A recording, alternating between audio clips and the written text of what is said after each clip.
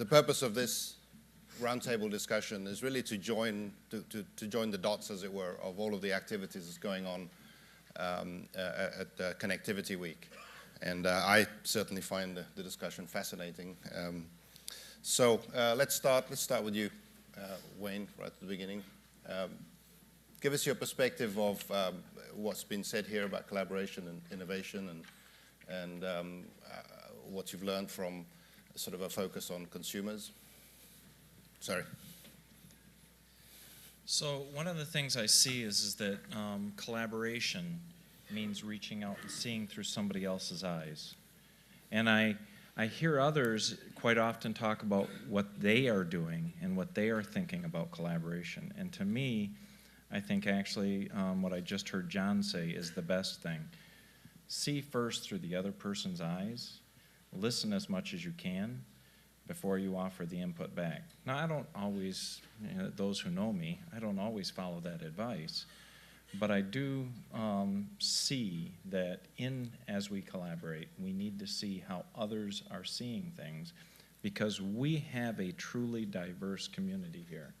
We have people who think of others as not doing that quite often, and we see divides instead of reaching out and seeing that maybe others are seeing things that we don't see, and that others might have input and knowledge that we don't have. It's fascinating. I want to throw that to you, Todd.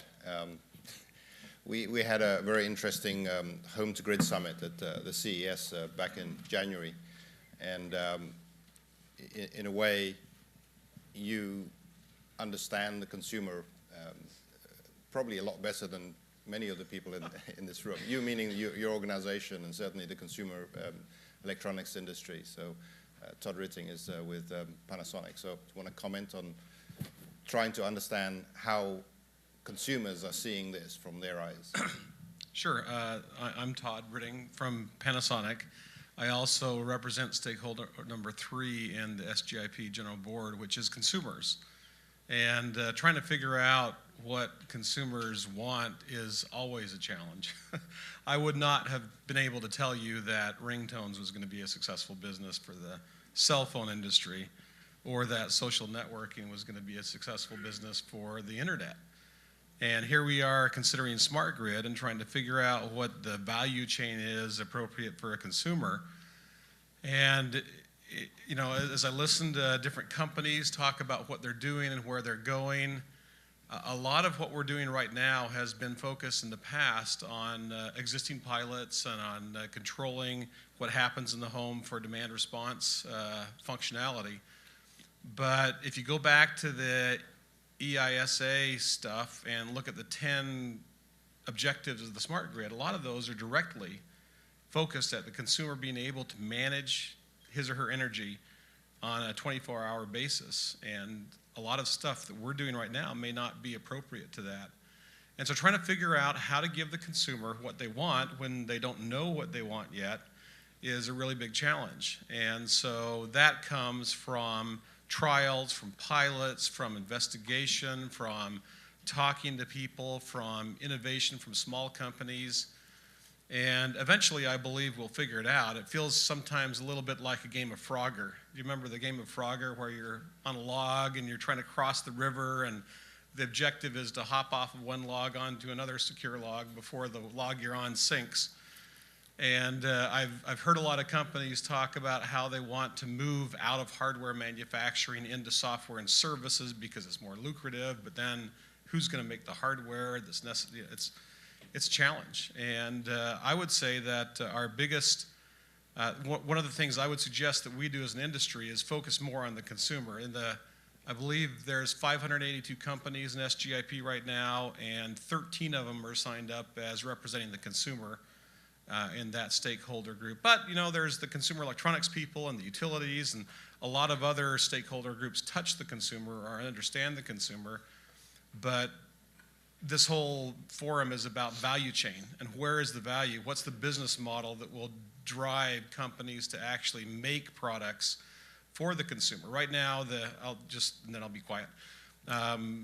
the demand response value chain, I think we understand. You know, we know what that's about. We know why we're going to do it. The data's there, but helping the consumer control his energy and manage his home on a 24/7 basis.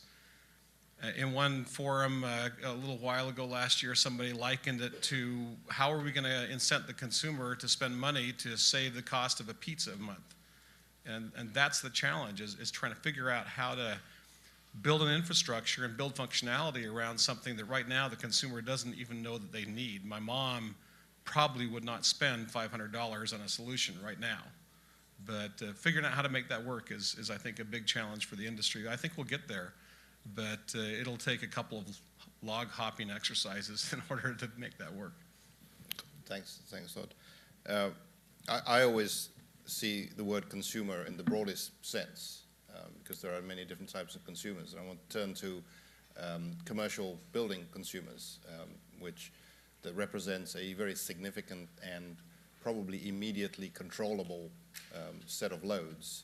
And I'm going to ask Tom Shercliffe, who runs a consultancy called Intelligent Buildings, to join make the link between smart buildings and smart grid. Yeah, so you talked earlier about how the smart grid extends into the devices that consume the energy of the electricity. And especially in office or commercial, many of those devices are inside of the four walls owned by somebody. And so in order to connect the vision of the smart grid and its benefits, we have to get the building owner to make fundamental changes and new decisions and new organizational alignment in order to make those things happen. So we like to start with the idea of having a plan and a strategy for the building itself outside of the smart grid. Just what's a better way to build and operate the building, and what are some technology, I won't say standards because that has a lot of meaning here today, principles about the way that they build and refresh their buildings. And so as we start to do that at the building owner side, we are doing that for good business reasons, but we're also enabling that building now to be much more ready for smoother load shedding, more apt to demand response situations. And you know, one thing that they fear the most is the idea of two things: sustainability, meaning share the pain with my tenants, which is a non-starter, and demand response, meaning sort of draconian, sort of stop-start, a more industrial type environment. So I think if we can get the building owners to have a strategy and a plan to do things for the right business reasons, which is an effort to itself, then it will parallel be ready when the smart grid really has the standards and has the plan. So I'd take that as almost a separate parallel effort that I think is really going to enable action when we all come together with the final plan. So smart grid can't happen without smart buildings, and smart buildings can't happen without smart owners? I think that's right, although we talked about psychology earlier, and if you spend a lot of time with building owners, you get good at that. And so really the pitch, if you will, to building owners is that the technology, strategy, and principles are good for building and running better real estate, period. And it just so happens that that's really good for the smart grid as well. Okay, thank you. Maybe to Darren, one of the big concerns in this whole area, you're with the utility, and I'm sure this is a big deal, is the whole cybersecurity issue, which is a track that you're speaking at later on today. Speak to that, if you could, and how that fits into all of this discussion we're having. Sure. Excuse me. I think I think it really speaks volumes to the entire community that we have recognized the importance of security, and that we have taken the great strides that we have in the course of the past year or so. If you look at the CSWG, the NIST CSWG, if you look at the SG Security Working Group within the UCA, the Collaborative Public-Private Partnership, ASAP-SG, if you look at what NERC is doing with the CIPs, we've got a pretty phenomenal group of folks that are working their tails off to produce some very strong, very good guidance. The challenge is, okay, we've got this, we're producing this good guidance. That's not the whole program.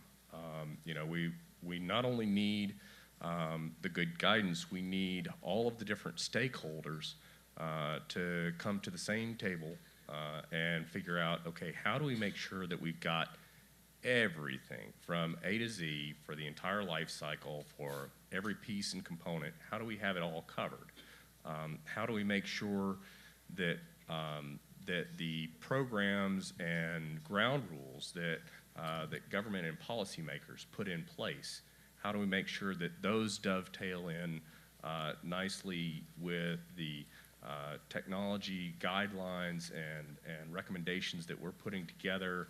How do we make sure that on the back side of things that we've got national labs and other organizations that are coming behind and checking all of the technology to make sure that, okay, these guidelines are being followed and they're doing what we think they're doing. How do we keep pace with the incredible? I mean, that's one thing that I think we all know right now is recognizing the astounding pace of change that we're all encountering right now, and that is probably one of the single biggest challenges for security, is keeping up with technological change. And it's a never-ending race. And so how do we make sure that the guidance that we put out and the policies and procedures that we put in place keep pace, allow us to keep pace with that technological change to where we are not our own undoing? Quite a challenge on our hands. So if I can pass it over to Kurt, you used to run EPRI. Now you have you're helping Bob Galvin in his initiative to create perfect power. How are we going to get there? How are we going to have perfect power, and what do we need from policy and technology? And well, let me start with a brief comment on this. I would start, frankly, by referring back to a statement that Henry Ford made way back, and that was, if I asked people what they wanted, they would tell me they wanted a faster horse. And I would say that this industry, both incumbents and many of the entrepreneurial organizations, are trapped in that, in the fact that, how do we build a faster horse? No, you have to design and invent a whole new system. The smart grid is not about marginal changes. It's not about meters. It is about resolving the fundamental limitations in what is a museum piece of a power system that is costing this country easily over $1 trillion a year. That is the business case to be made to the public. It is not about saving a few dollars at the margin of their bill, an electricity bill each month. That certainly can be done, but that does not justify the transformation. The transformation is about creating a sustainable economic, environmental, and energy future for this country, in the absence of which my grandchildren are not going to have a very good life. So I believe that that is what we should be promoting and demonstrating. It must be demonstrated. People do not care about smart grids. Few that know about them, if they know about them, it's because they probably have some interest in it, but by and large, they don't care about it. They're going to have to be demonstrated to them that this is going to make a difference in their pocketbook. Not because Kurt Yeager says so, but because it is demonstrated. So we must demonstrate these. And that's a big problem right now, and DOE is finally recognizing it, that their stimulus funds buying a lot of so-called smart meters, which are not smart meters at all. Intelligence in a smart grid is one that seamlessly connects supply and demand and allows the end users, buildings, homes, whatever, be providers as well as users. So it is a seamless, interconnected system operating at the speed of light at all times. And that is what we must demonstrate and design. So I think that it is not about rhetoric, it is about making sure that happens. And so I'll stop there. How are we going to do this? How are we going to use some of what you've learned to try and Okay. figure out how to do this? Well, to give you all a little bit of background, I was at Intel for 23 years, and I designed and architected processors as well as Intel platforms. And I was there in the 80s, you know, when we had this huge boom from, you know, very small processor platforms to this ubiquitous platform we have today. And now I'm a research scientist at Portland State University. In the process, I accumulated about 25 patents that vary from everything from PCI and high-end system reliability as well as power management. First of all, the fact that I'm here is an evidence of collaboration because I'm a computer system architect and this is a conference on, you know, connectivity in the smart grid. So thank you for inviting me and, you know, letting me have a voice in this, this amazing thing. Secondly, innovation is not what you think. It's not people sitting around and being very creative and coming up with creative ideas, because that's not a sufficient condition for innovation. Innovation means that people have to take that creativity and have a real problem and a real value proposition to solving something. It has to have a practical application. All of the patents I have were based on my desire to make things work. That's it. So what I have is my mind is this vision, and you've inspired me. This vision that, you know, maybe it's going to take time, but we have this widespread capability that's ubiquitous, that people in their homes, and it's automatic and it's easy to use, and it's design-free, and their load is managed. They can manage their energy, and buildings can manage energy, and we can have solar panels, and we can have distributed energy resources. That all comes with a caveat, though. It requires a dedication and a value proposition for what I call horizontal architectures, which means that it enables multiple solutions, multiple manufacturers. For example, the Intel platform allowed for multiple manufacturers to provide I/O devices. You could have Samsung provide a USB device. You could have all these manufacturers play, and without that, the standards and enabling a horizontal infrastructure, we will not get the costs down to make this, you know, this new energy effective. That's wonderful. We're going to open up for questions and discussion. So if you can come up to the microphone if you have either a comment or a question to the panelists. While we're waiting for you to do that, maybe put it back to you, Wayne. You've heard the call to action. You're here as a utility and what did you say yourself? A small midtown mid-American boy. What was your statement in March? How do we make a farm boy? There you go. I'm sorry. So what I've heard is all what we know today and what we think about, and I actually think if we were all to put ourselves back in 1990 and think about what was the cell phone of 1990, and then ask ourselves in 1990, with all of our preconceived notions about what was going to be, could we have predicted the iPhone? Could we have predicted Google, or that Vint Cerf, the creator of the IP protocol, would stand on this stage 2 days ago as the chief internet evangelist for a company called Google, whose job it was to search pretty much the known knowledge of mankind and provide it to that little piece of glass in your hand? Could we have predicted that you could run Netflix and that you could watch just about any movie that you've ever heard of on that little device when we were in 1990 and we used Gopher? If you remember Gopher, right? I mean, it's hard to remember, but and as we think forward and we think about that, and we put ourselves 20 years out, and we think of the automation we have today, are we preconceiving things about building automation, things about the electric industry, as to what it is 20 years out? Do we need to look through others' eyes and really understand, by the way, There are a lot of different futures, and we probably don't know any of them. And as we think about that, then is there a way that we put together what is this platform on which an unknown future is going to rise? I think, Tom.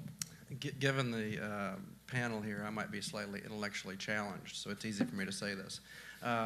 I would say that when we are out there in the trenches with building owners, that we also not look past everyday, fully established IT principles of networks and connectivity and middleware and these things, because most buildings aren't there yet, much less looking on to even things that are upon us like analytics and some of the more sophisticated software programs. So just kind of jumping back into the building owner world, which is the node on the smart grid, we still have to do a few basic stepping stones as we keep pushing towards the vision that's just next. So just a practical thought there. Okay, to make just one quick observation. I very much appreciated your comment, and that is exactly what we have to. We cannot predict the future, but we can predict the fact that if you open the door to innovation, the overwhelming probabilities are that that will create tremendous opportunities in the future. And as we've seen in the internet and cell phones and all, to me, that's just the first steps. Electricity transformation will make that look like child's play. But we have to open that door. And today there is tremendous, and it's not unique to utilities, every established industry, and as my wife tells me sometimes, established people, transformative change is resisted literally at all costs. Somehow figure out how to maintain the status quo. Because we're comfortable with that, we know how to do that. So it takes the younger generation, and it takes new entrepreneurial players, as was true with the cell phone. AT&T resisted the cell phone tremendously, but they have survived very well. Utilities will survive very well. In fact, I think they will come out far, far ahead. But they have to embrace innovation. There's been no innovation in this industry to speak of in 40 years. So this is the fundamental issue. It's sitting on the shelf there, and our competitors around the world are using their innovations, most of which we developed, far more aggressively than we are, and taking money away from us in the process. Thank you. Sir. Andy Chedda with the ARC Advisory Group. I agree, it's a total transformation. And I think we have to look at smart grid both as a hardware and software opportunity, not just software. In fact, actually, Rise of Apple is an example, actually, meshing the two, coming up with the products, especially in power electronics. Here, I think there is a far more opportunity for hardware and software than just software in the smart grid space. And I would like to ask the question if you folks agree with me. I absolutely agree. You've got actually slightly different hardware than we've seen before. You've got hardware that has to be managing electricity. You have a combination of electricity plus, digital logic are combining. And then, of course, you have to have the software to manage it completely. So there's definitely roles for both, and they both have to interact well. Right. In fact, actually, the issue I see, unfortunately, this country has lost a lot of expertise in power electronics. And I think we need to build some of that. If we want to actually, right now, there is hardly many companies in this country you can buy some of the high voltage equipment. So I think we need to do some more research and development in power electronics. I think that would really help this country. Would anybody agree with me? Well, I would just say, absolutely. Having worked with the EPRI when we were really launching power electronics, and again seeing others really pick up the ball and sitting on the shelf, and having today to go elsewhere in the world to buy almost anything that is electronic with respect to the operation of the power grid is obviously a tremendous loss. And Even if I want to go and get a transformer, I can't buy an American transformer, I have to go somewhere else. So I would actually, hope you'll forgive me, but I'm actually going to take a little bit of liberty with the question that you posed about hardware and software, and take the interpretation of somewhere in between with firmware, and say, you know, this is one of the firmware and the development of new embedded technologies that are rapidly emerging, and the very physical infrastructures upon which they are built, field programmable gate arrays, this sort of thing, the memristor. We're seeing the evolution of a whole fleet of new technologies that we don't completely and totally understand just yet. We don't understand their implications. We don't understand what they're going to do. They hold a tremendous amount of power, a tremendous amount of promise, and it looks like a fantastically tempting box right now. And I would pose that any number of security challenges that we have encountered over time have stemmed from opening just such types of boxes, and that we need to be exceptionally careful as we deploy things into a critical infrastructure with lifetimes that are arguably longer than the typical environments that these types of products get deployed into. We're making some pretty significant decisions, and we need to be very thorough and do a lot of due diligence in understanding what the hardware, what the software, what the firmware all means and does when it's all put together. So let me be a little bit out on the limb here. So we talked about iPhone being a great thing. Obviously, it's actually a great thing for the company, but a great thing for society, arguably. But with quite a lot of products like that, there's quite a lot of stuff in there that's not open, that's not standard. There's a lot of proprietary connectivity and connection, for example, between the iPhone and the host computer. And yet there's areas where openness and standards were used. So, I mean, I think from an innovation point of view, that's always important to understand that there are some areas where it's actually better to be proprietary. Now, I'm not sure how all of the standards people are going to react to that. How do we balance that? Let me comment on that just briefly. You know, in my view, one of the most effective standards that we use every day is the wall plug, and the fact that utilities don't have to review the electronics that go into a home appliance is probably good for the industry. The fact that there's a very well-defined interface between the industry and the electricity providers is really, really helpful. And good standards, and there are lots of different kinds of standards, so I'm talking about the interface standards. Good interface standards define the interface between industries. Now, what happens inside that home appliance, you know, inside that laptop, for example, or inside that refrigerator, you know, utilities don't necessarily care about that. The government doesn't necessarily care about that. The consumer doesn't necessarily care about that. But the interface between industries or between markets, it's really critical to define those well up front. In fact, Intel has been fantastic at doing that well. So that you know, that has helped the CD-ROM industry, that has helped USB. You know, it's created all these well-defined interfaces between different markets and different customers or different companies that has allowed just a wealth of innovation around USB. And when they created that USB standard, you know, maybe they were so far thinking that they imagined everything that it was going to do, but I suspect not. And the fact that they defined it well, it was simple, it was clear, everybody could use it, allowed innovation and allowed those companies to innovate without really having to check in with each other.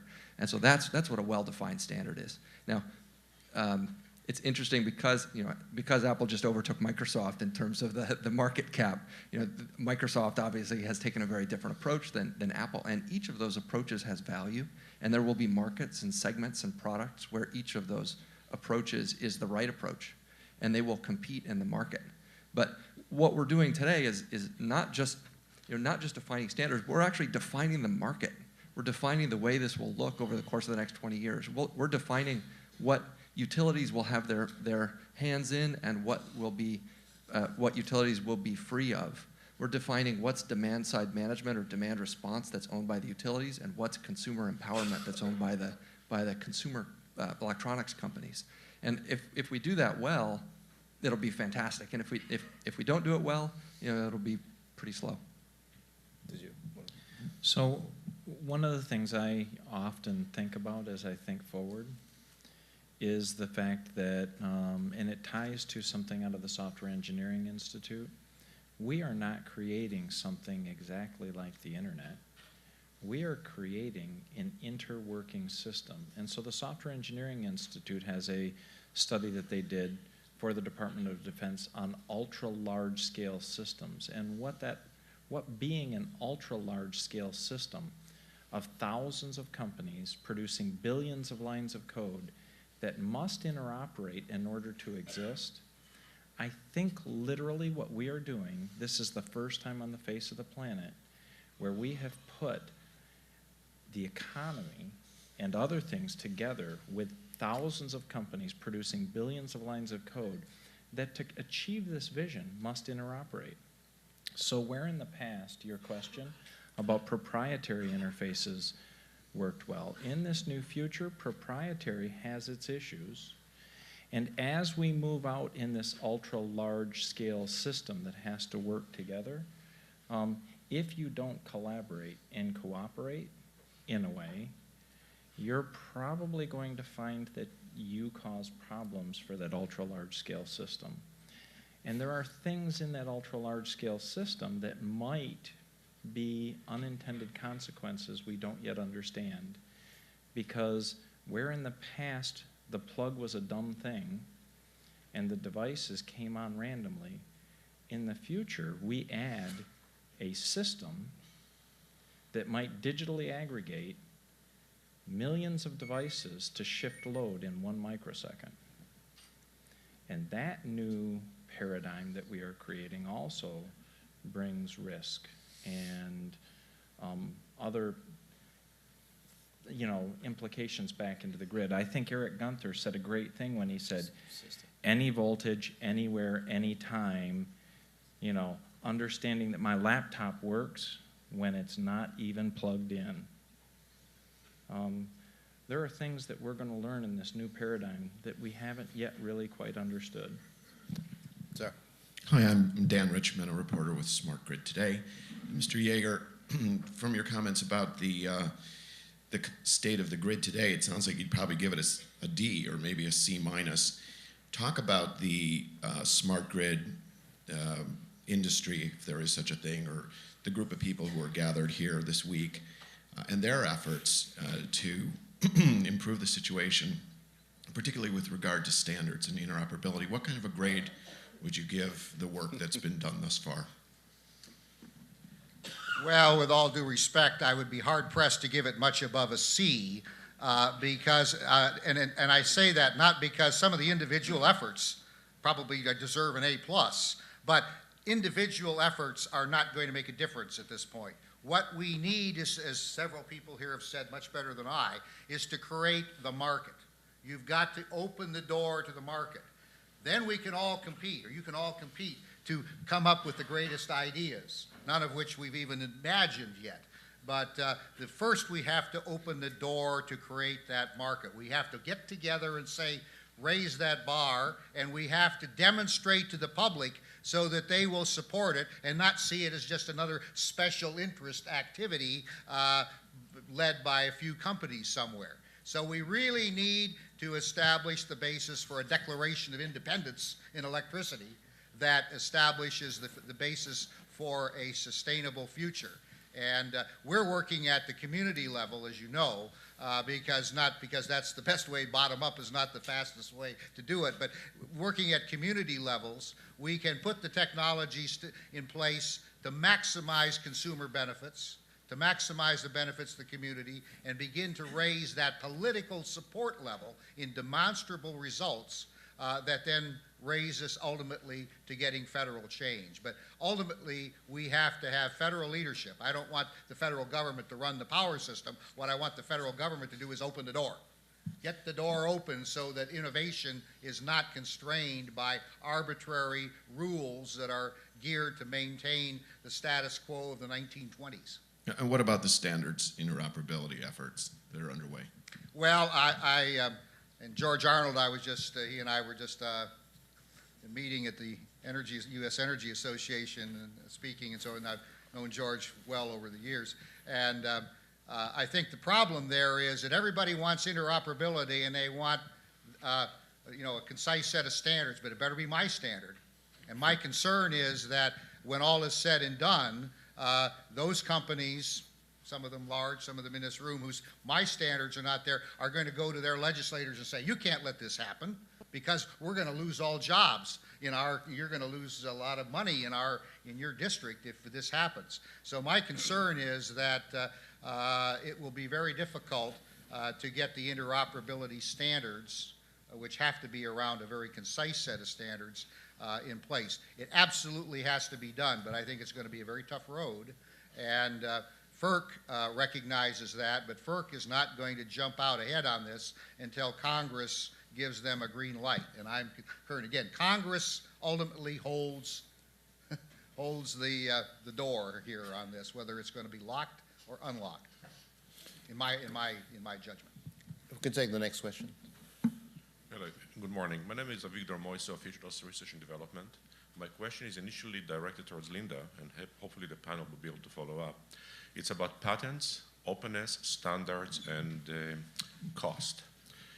My experience by looking at what's happening at the smart grid within SGIP and subsequent to that, my observation is that, for example, when you look at the cybersecurity and algorithms, for example, we talk about elliptic algorithms, there was a discovery that there are some significant patents leveraged against it and at significant cost and some contractual, impositions.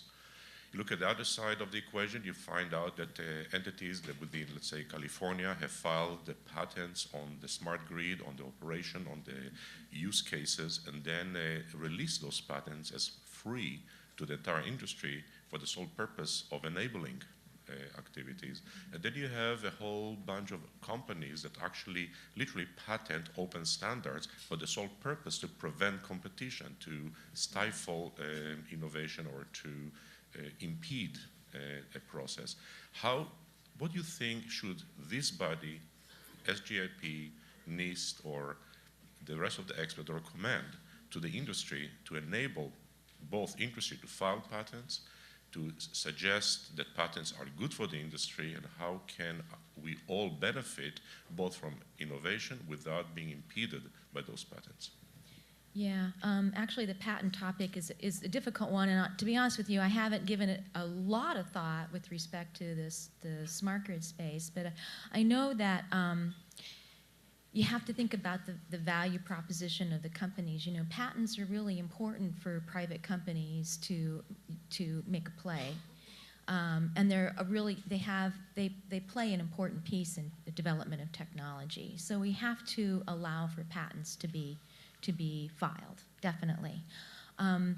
If you look at the case of Intel on some of their open standards, they have patents on them, but they had the value proposition in their space to keep the processor architecture private, but they opened up the platform so that you could get multiple manufacturers to participate.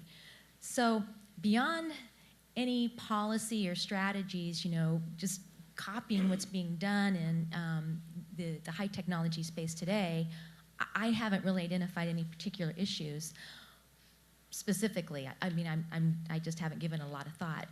But it would definitely have to enable the value proposition for the companies that want to participate. You have to make that happen. Otherwise, we're not going to have an industry. Todd, I think. I should just report that in the SGIP, the General Board, there's a bylaws working group that, and on Monday, the General Board voted to establish an intellectual property group that deals with these kind of issues. And I think that the intent is to do exactly what you said, is to make sure that there's opportunities for patents and intellectual property, but also make sure that they're not a block to innovation and to industry-wide adoption of technologies that are crucial and critical. And so I think that you'll find that, at least in the SGIP, as we move forward, that things will be fairly progressive, and policies that are going to be adopted are reasonable and current, and the correct approach. I'd just like to say that I've been having fun. Why don't you learn how to express your opinion a little bit? You know, that'd be a good thing.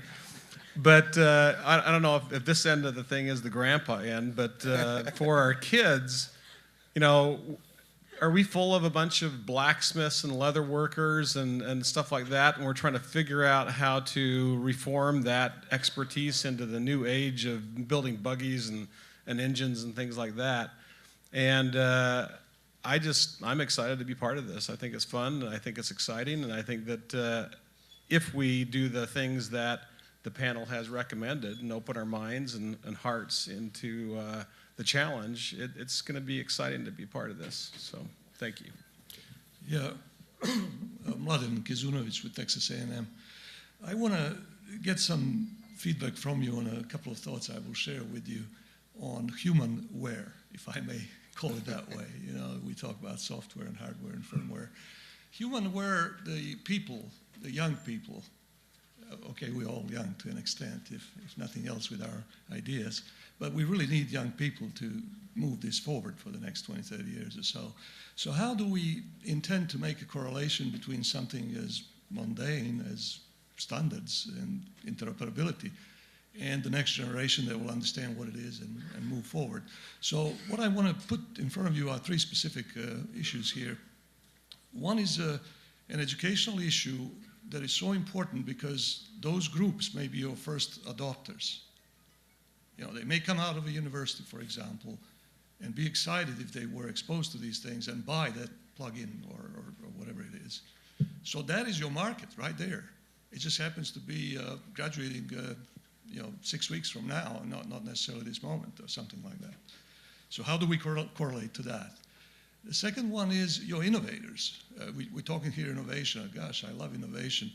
But you know, a lot of companies have for various reasons, got down in the innovation. I mean, utilities virtually, very few have R&D centers anymore, if they ever had one. So you know, that's one place where innovation happens. So how do you bring your ideas into the environment where you interact and spur that innovation? And the third one is, how do you recruit? You know, a lot of these companies that are expanding or trying to raise capital or whatever, they at the same time need people to do things. And so they cannot afford to train these people, you know, for too long as they come out. So how do you bring your activity into the university so that students work on these things, and as they walk out, they can just continue for a company on something that they worked on already? I have a lot of answers, but I don't want to give answers here. I will keep it for a next panel that Anto is organized for university people to express their ideas how this should be done. But I'm just curious, what do you all think about this? I'll just give a quick thought that, at least again, back to my world of the buildings, you can connect and network and trick a building out.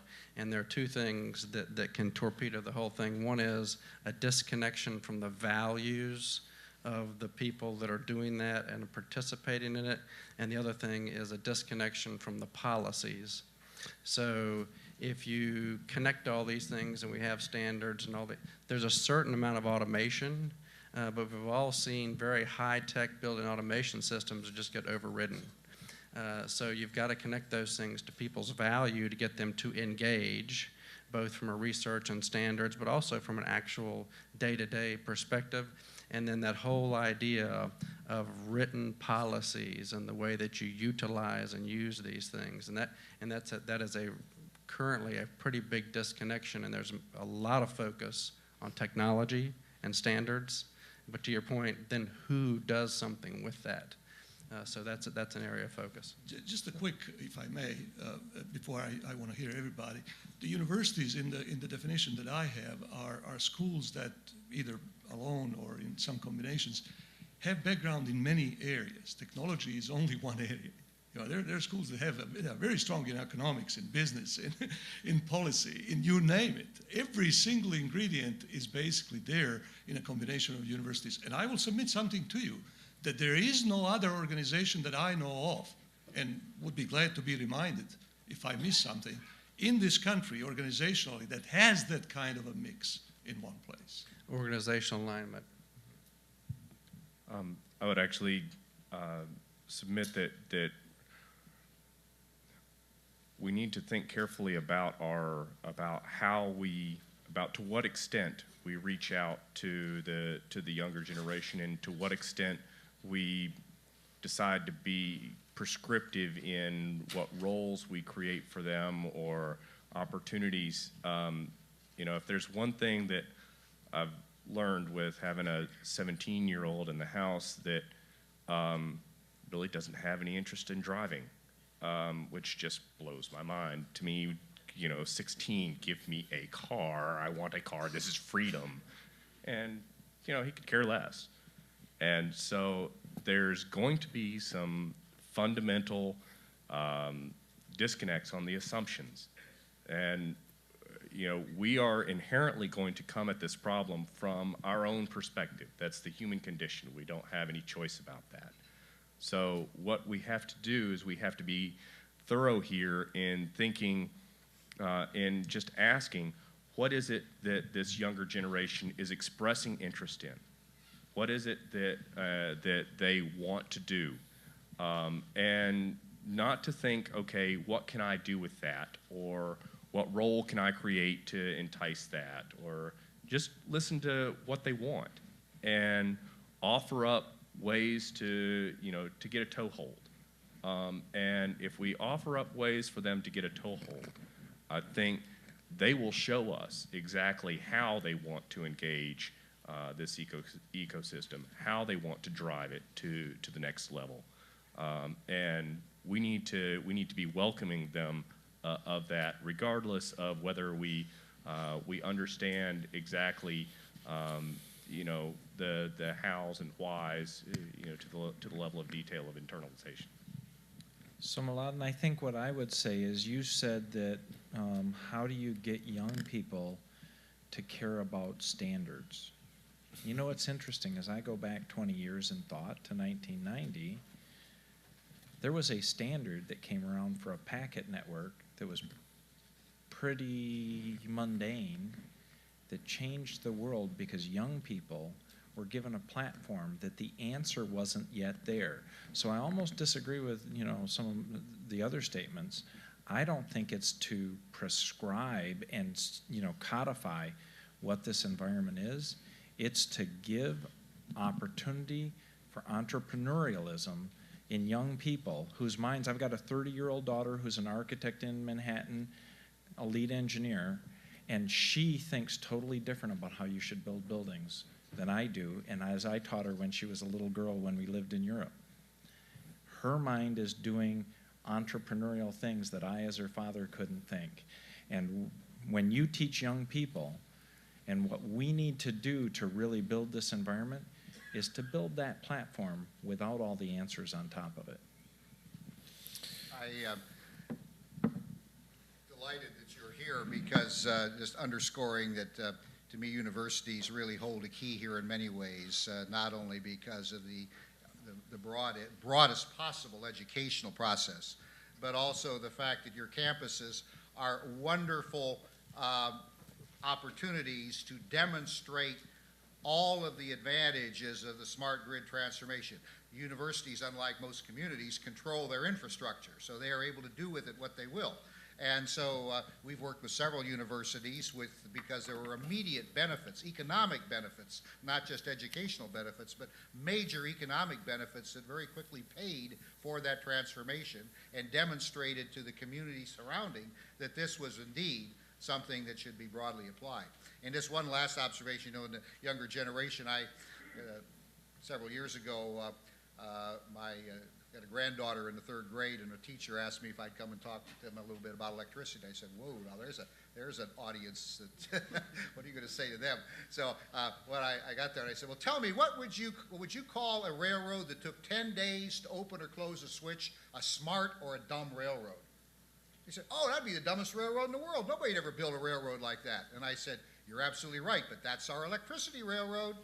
You just can't see the trains running because they're little individual, little electrons that you can't see, and they're running at the speed of light, and relative to the speed of that switch that goes like this, that's equivalent to a 10-day delay. That's the fundamental thing we have to do. We have to get a control system in the power system that operates at the speed of light, that operates as not as an electromechanical museum piece, but as a truly electronic tool. So I just say that the younger generation is the key here. Opening the door, they're going to have ideas that I can't even imagine. They look at me like a dinosaur when I can barely use my cell phone and computer, and they've got to do things with it I have never even dreamed of. So I've heard the comment talking about smart grid that the future grid is not going to be your grandfather's grid, right? And maybe what we need to be talking about is that the future consumer is not going to be your grandfather's consumer, because they're going to be completely different in a way that we have absolutely no idea. Interesting thought. So last question, and then we need to start to wrap up. Anand KG from Yazaki Corporation. The weird thing was I was standing there, and he asked my questions, actually. And really, I mean, I was also very interested, all these 3 days I saw there was things about starting new businesses, making money, and all those things. But eventually the ideas are on paper and someone has got to do it. And to do it, and smart grid is not going to be a reality until at least 2020 or 2030.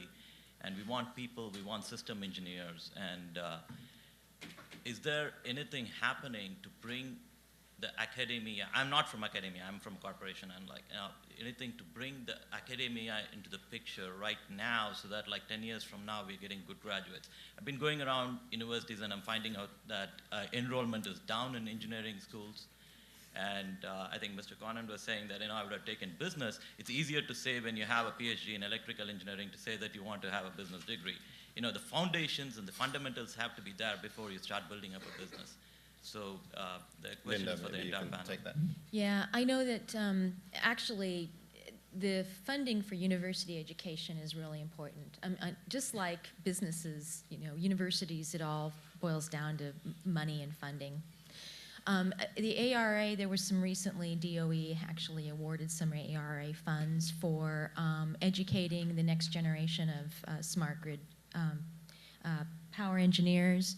I can't remember exactly how much money was allocated, but they did distribute some funds throughout the country to, create collaborative educational programs to train the people for the smart grid.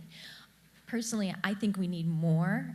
If you think about the internet, I was using the email, or I can't even remember what it was called, mail in 1986. And I was involved with, doing internet in the university that I attended. And the fact that students were playing with internet and applications on that space actually had played a big role in making what the internet is as it is today. So I don't think there's enough money or emphasis paid on education, but there is some going on. So did that help a little bit? Yeah. How much of it goes to the undergraduation as opposed to the post-graduation or research, basically? They actually had a couple of programs, so if you'd have to go to DOE and look at what they have. But for the ARA funds, they actually had a lot of it go to community colleges, and they had some strategic monies that went to graduate. But I still think it's not enough. So one more comment, and I know that Ken is dying to make a comment as well. But Rob. Okay, just a quick comment on that. So I was in mechanical engineering as an undergrad and then electrical engineering as a graduate student. So I've seen a broad range of engineering trajectories. And when I was in mechanical engineering, the coolest thing was to design mountain bikes. Like that's what everybody thought was just the coolest thing you could possibly do. And in electrical engineering, it was there's sort of the hardcore chip designers, and a lot of what people were really interested was the sort of flashiness of computer science. And I think a lot of the energy around engineering has gone into computer science and software, because that's really cool. The things that people have done over the past couple decades are amazing and transformative and really cool. And I was never really tapped into what was cool. I just happened to have found myself in a place in the smart grid, which I think, where we all are, that is really cool now. And people, from the folks that I've talked to, don't have as much exposure to undergrads as I'd like, but from what I've seen, green energy, the environment, and smart grid is really cool right now. And so I think that ends up driving, it's that interest and sort of the that interest from the students that will drive the organizations, the universities, to be teaching the right kinds of programs. And I hope that we can get the support necessary. So I know what you're going to say, so if you can be brief about that. I'll be brief about that. You said no question. I'm not going to ask a question. Good. I'm just going to make a comment. The panel has really spoke to me, and part of what we've got going here is Young Energy. We were able to bring 10 folks into the event. Anto has provided them free access to this. We need to do more of that. We need to reach out to the community. I brought in people from my bent, which is obviously automated buildings, but I think what I need, and take this opportunity to call everyone to bring young people into the industry, what we have to do is take all of the various tracks that are represented up here and have everybody bring at least 10 people to next BuildCon. And I think it's a good cross-pollination. We did this program we started last year, worked out really effectively. So please identify a mentor for your particular area of expertise in the smart grid movement. Thank you. So the driver for that, we actually realized about 18 months ago that looking around at the list of attendees of our events, the average age is like 50 plus, and understanding where this is going to go in terms of the next generation of consumers who's going to be paying for all of this, that's not the right demographics. So we started the Young Energy program 2 years ago, trying to lower the average age. We're getting there. I think we're probably at 49 now, maybe not. But so I want to ask one last closing comment from each of you. Very interesting, you made a comment that maybe what we need to do is create some kind of declaration of independence of electricity, which sounds like a call to action. And we've actually within Clausmus been sort of thinking about, something needs to be done of that kind of ilk, especially to do with consumers. How, maybe just start going down the panel here. Is that a good idea? Is that something that needs to be done? I'm a broken record, I think, in that I keep saying we've got to document what the vision is as we drive towards this future, because somebody once said, if you don't know where you're going, any road will lead you there. Right now, we don't really know what our future is. We haven't said what that future is. I would postulate a few things, like it is a very layered architecture that allows entrepreneurialism and other things, and we don't prescribe that future. But I think it is. We need to lay down what is that thing that we are creating? What is this Internet of Things that we're going to leave for the young to build upon? Linda. Well, Declaration of Independence for Energy, that's a concept. I'm going to have to put my economics hat on here because actually it's quite a conundrum. Coming from high tech, it wasn't a regulated industry, and this is a very different industry where societal good plays a big role. So I think whatever we can do to motivate policy and make those statements very clear, I think would be really useful. I also agree we need something like that. The utilities, there really are two sides of the smart grid. They're the utilities who have been driving forward aggressively because they've been able to work with the regulators and define the benefits for the utilities. And then there's the consumer side that has whose representation isn't as as organized and concentrated as that of the utilities, and so that has been lagging.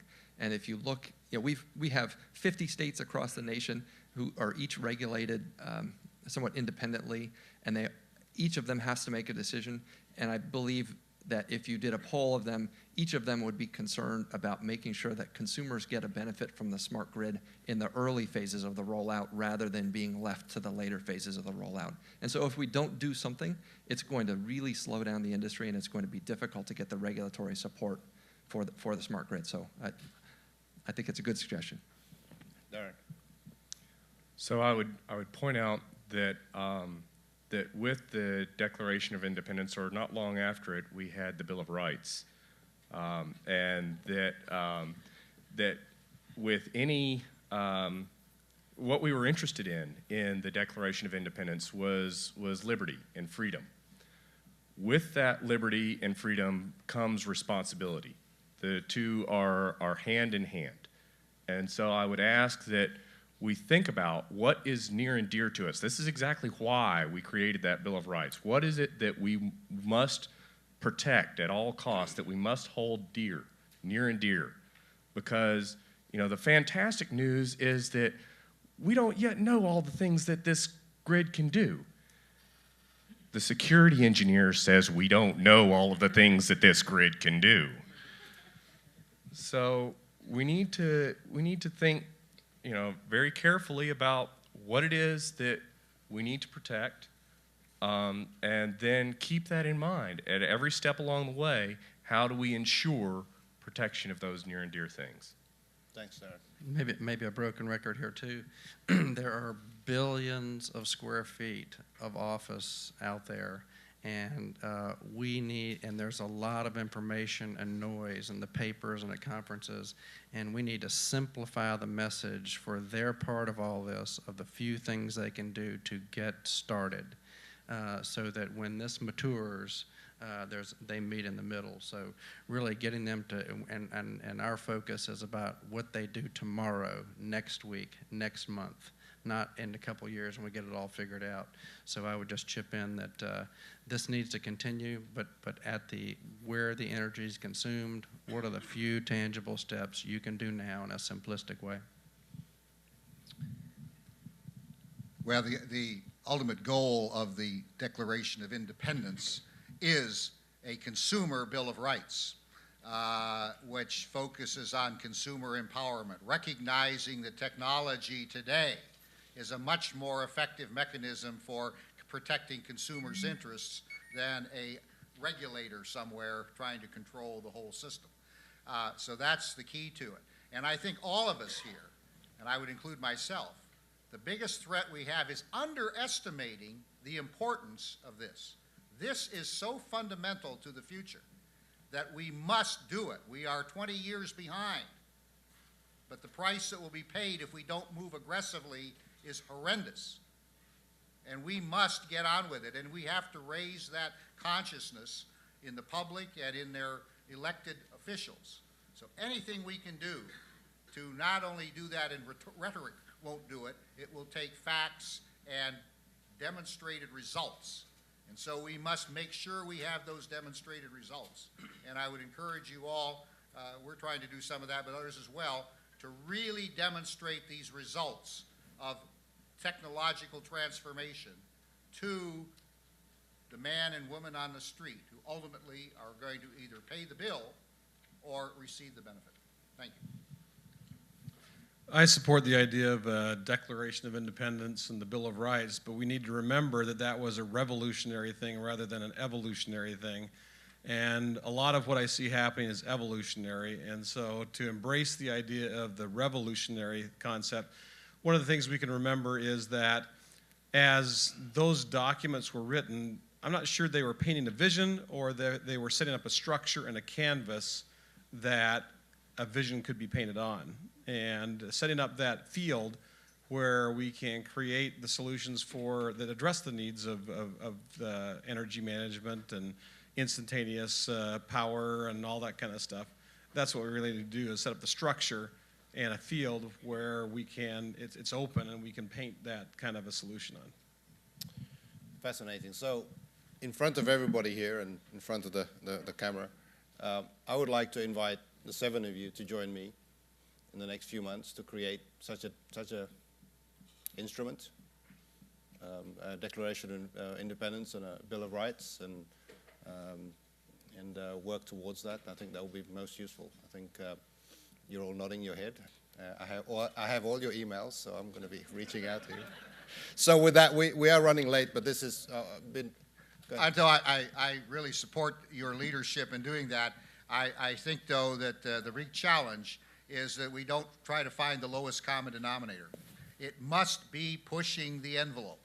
Okay. It may not agree with everything I say or anyone in this line, but we have got to push the envelope. We have got to push beyond the boundaries and not settle for, well, how do we get the most people to line up? No, you've got to get a core group that is sufficiently informed and committed and get out there and do it. And we've been working at that for some time, and I'm very pleased that there are a lot of people both in the public and the private sector at very influential levels who support this and who want to see it happen. And so we really have to bring it together. Okay. And I think one of the things that's going to help us, and I'll shut up, is the fact that as the economy comes back, the pressures on the electricity system are going to be immense. And the demands for major rate increases are going to become very evident. And those are going to be resisted. So the empowerment of consumers as alternative sources of energy, both from an efficiency and a supply standpoint, are going to become very important. So I think that is something that could work to our advantage if we get the groundwork established now. Fascinating. We started today seeking the answer, and I actually think what we've been talking about here in the creation of this instrument is really what the answer should be.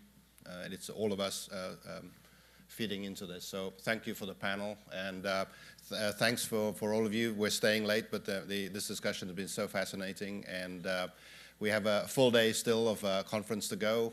Lots of different sessions and tracks. You know the score, the agenda's in the book.